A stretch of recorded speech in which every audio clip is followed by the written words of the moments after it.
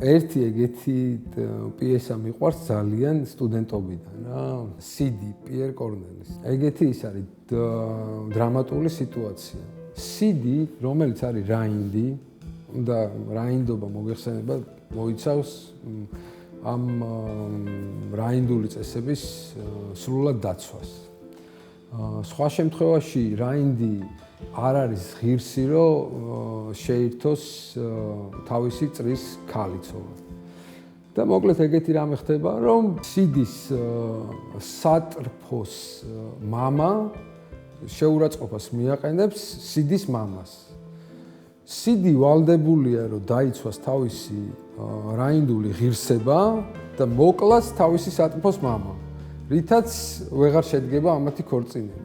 და სიდი ამბობს ეგეთ რამეს, რომ მე მზად ვარ სიცოცხლე დაოთმო სიყვარულისთვის, მაგრამ ღირსებას ვერ შეველე.